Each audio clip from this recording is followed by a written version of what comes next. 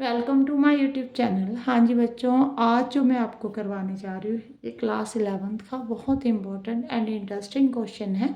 यहाँ पे एक्सप्लेन किया हुआ है -1 को इन्होंने सॉल्व कर कर 1 के इक्वल लिखा हुआ है।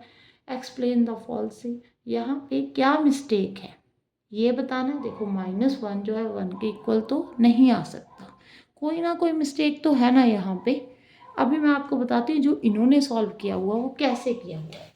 जो -1 होता है वो आयोटा स्क्वायर के इक्वल होता है। आपने वैल्यू पढ़ी होगी, आयोटा की जो वैल्यू होती है वो √-1 होती है। आयोटा स्क्वायर की जो होती है वो -1 होती है। ऐसे आयोटा क्यूब की जो होती है वो माइनस आयोटा होती है।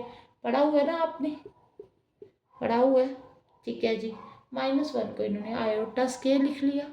आयोटा स्क्वायर को आप ऐसे लिख सकते हो मल्टीप्लाई में आयोटा इंटू आयोटा। जैसे एक्स स्क्वायर हो तो एक्स मल्टीप्लाई एक्स लिखा जा सकता है, ठीक है। साथ के साथ इसको समझो, आयोटा की जो वैल्यू है वो √-1 है, यहाँ पे भी √-1 है। क्लियर। अब जब इन दोनों को मल्टीप्लाई कर दिया, अगर यहाँ पे √-1 है मल्टीप्लाई √-1 है तो आपने ये भी पढ़ा हुआ है √3 मल्टीप्लाई √2 जो होता है वो 3 मल्टीप्लाई 2 ऐसे लिखा जा सकता है। ये आप क्लास 9th में पढ़ कर आए हो। तो इन्होंने क्या कर दिया, -1 मल्टीप्लाई -1, ये 1 के इक्वल आ गया। स्क्वायर रूट किया 1 का तो 1। अब -1 जो है 1 के इक्वल आ गया। ये बताओ ये पॉसिबल है?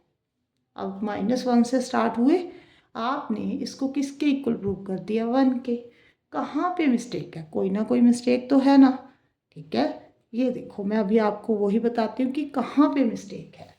आपने ये पढ़ा हुआ है √3 मल्टीप्लाई √2 को आप 3 मल्टीप्लाई 2 रूट में लिख सकते हो, ठीक है जी। बट अगर यहाँ पे ये नंबर नेगेटिव में होते तो -3 -2 ऐसे होना था।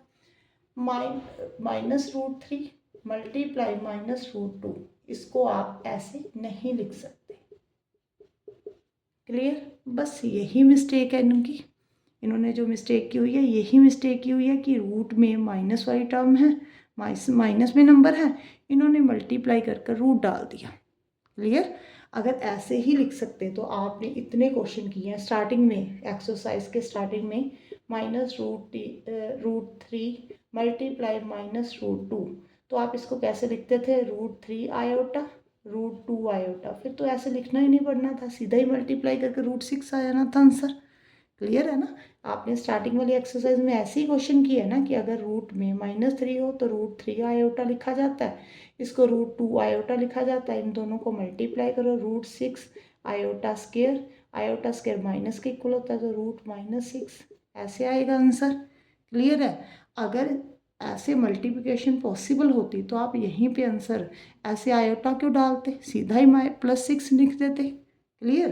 तो मिस्टेक कहाँ पे है, ये वाला स्टेप इन्होंने गलत किया है। बस आपने यही बताना है कि -√-1 इंटू √-1 जो होता है नॉट इक्वल टू √-1 मल्टीप्लाई √-1 होता है।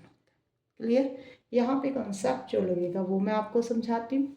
ये देखो, यहाँ पे जो कंसेप्ट लगेगा ना वो ये लगेगा, अगर रूट में है सेम नंबर है, √3 मल्टीप्लाई √3 है, जब मल्टीप्लाई करोगे तो रूट का कैंसिल हो जाएगा, 3 आ जाएगा।